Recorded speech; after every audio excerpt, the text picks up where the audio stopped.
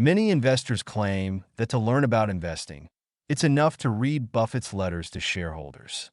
If you can understand them, you don't need other books. If not, other books won't help. In the business world, Buffett's letters to shareholders hold a unique status, often hailed as the Bible of investing. For decades, these letters have been regarded as valuable documents by investors worldwide, often revisited and studied thoroughly.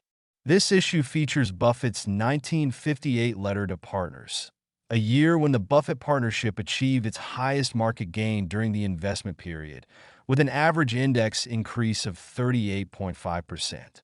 From the market decline in 1957 to a strong rally in 1958, we witnessed Buffett's shift from an eager stance to a more cautious approach within just a year.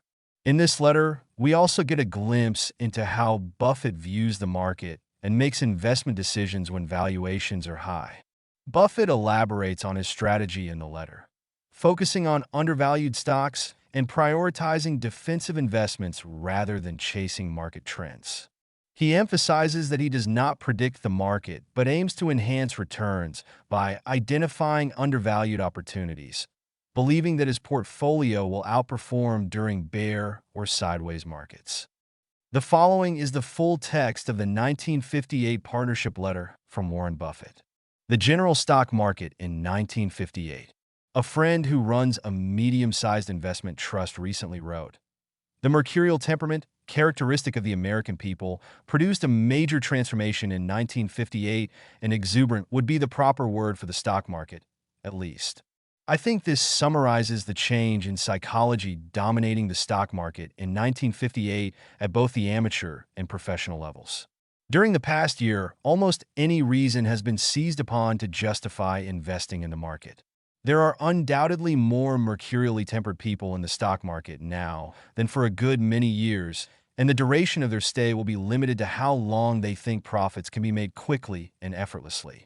While it is impossible to determine how long they will continue to add numbers to their ranks and thereby stimulate rising prices, I believe it is valid to say that the longer their visit, the greater the reaction from it. I make no attempt to forecast the general market. My efforts are devoted to finding undervalued securities. However, I do believe that widespread public belief in the inevitability of profits from investment in stocks will lead to eventual trouble. Should this occur, prices, but not intrinsic values, in my opinion, of even undervalued securities can be expected to be substantially affected." Results in 1958. In my letter of last year, I wrote, "Our performance, relatively, is likely to be better in a bear market than in a bull market, so that deductions made from the above results should be tempered by the fact that it was the type of year when we should have done relatively well. In a year when the general market had a substantial advance, I would be well satisfied to match the advance of the averages." The latter sentence describes the TP of year we had in 1958, and my forecast worked out. The Dow Jones Industrial Average advanced from 435 to 583, which, after adding back dividends of about 20 points, gave an overall gain of 38.5% from the Dow Jones unit. The 5 partnerships that operated throughout the entire year obtained results averaging slightly better than this 38.5%. Based on market values at the end of both years, their gains range from 36.7% to 46.2%. Considering the fact that a substantial portion of assets has been and still is invested in securities which benefit very little from a fast-rising market, I believe these results are reasonably good. I will continue to forecast that our results will be above average in a declining or level market, but it will be all we can do to keep pace with a rising market. Typical situation. So that you may better understand our method of operation, I think it would be well to review a specific activity of 1958. Last year, I referred to our largest holding, which comprised 10% to 20% of the assets of the various partnerships. I pointed out that it was to our interest to have this stock decline or remain relatively steady, so that we could acquire an even larger position, and that for this reason such a security would probably hold back our comparative performance in a bull market. This stock was the Commonwealth Trust Company of Union City, New Jersey. At the time we started to purchase the stock, it had an intrinsic value $125 per share computed on a conservative basis. However, for good reasons, it forepaid no cash dividend at all despite earnings of about $10 per share, which was largely responsible for a depressed price of about $50 per share. So here we had a very well-managed bank with substantial earnings power selling at a large discount from intrinsic value. Management was friendly to us as new stockholders, and risk of any ultimate loss seemed minimal. Commonwealth was 25.5% owned by a larger bank. Commonwealth had assets of about $50 million, about half the size of the First National in Omaha, which had desired a merger for many years. Such a merger was prevented for Persona 1 reasons, but there was evidence that this situation would not continue indefinitely.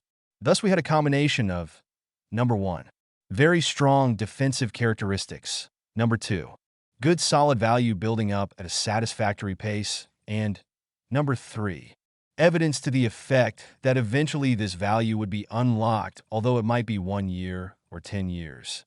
If the latter were true, the value would presumably have been built up to a considerably larger figure, say $250 per share. Over a period of a year or so, we were successful in obtaining about 12% of the bank at a price averaging about $51 per share.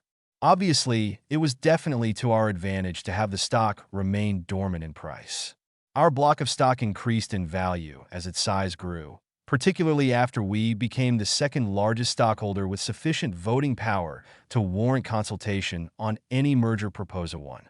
Commonwealth only had about 300 stockholders and probably averaged 2 trades or so per month, so you can understand why I say that the activity of the stock market generally had very little effect on the price movement of some of our holdings. Unfortunately, we did run into some competition on buying, which railed the price to about $65 where we were neither buyer nor seller. Very small buying orders can create price changes of this magnitude in an inactive stock, which explains the importance of not having any leakage regarding our portfolio holdings. Late in the year, we were successful in finding a special situation where we could become the largest holder at an attractive price. So we sold our block of Commonwealth, obtaining $80 per share, although the quoted market was about 20% lower at the time. It is obvious that we could still be sitting with $50 stock, patiently buying in dribs and drabs, and I would be quite happy with such a program, although our performance relative to the market last year would have looked poor. The year when a situation such as Commonwealth results in a realized profit is, to a great extent, fortuitous. Thus, our performance for any single year has serious limitations as a basis for estimating long-term results. However, I believe that a program of investing in such undervalued, well-protected securities offers the surest means of long-term profits in securities. I might mention that the buyer of the stock at $80 can expect to do quite well over the years. However, the relative undervaluation at $80 with an intrinsic value $135 is quite different from a price $50 with an intrinsic value of $125, and it seemed to me that our capital could better be employed in the situation which replaced it. This new situation is somewhat larger than Commonwealth and represents about 25% of the assets of the various partnerships. While the degree of undervaluation is no greater than in many other securities we own, or even in some, we are the largest stockholder, and this has substantial advantages many times in determining the length of time required to correct the undervaluation. In this particular holding, we are virtually assured of a performance better than that of the Dow Jones for the period we hold it. The current situation. The higher the level of the market, the fewer the undervalued securities, and I am finding some difficulty in securing an adequate number of attractive investments. I would prefer to increase the percentage of our assets in workouts, but these are very difficult to find on the right terms. To the extent possible, therefore, I am attempting to create my own workouts by acquiring large positions in several undervalued securities. Such a policy should lead to the fulfillment of my earlier forecast, an above-average performance in a bear market. It is on this basis that I hope to be judged. If you have any questions, feel free to ask them. Warren Buffett, February 11, 1959.